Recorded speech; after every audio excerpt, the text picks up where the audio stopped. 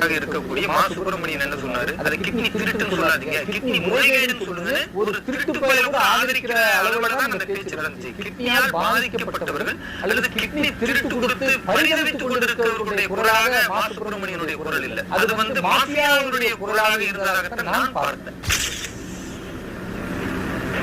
கைது செய்த உடனே சிறையில் அடைக்கணும், சிறைக்கு கொண்டு போறாங்க புழல் சிறைச்சாலைக்கு.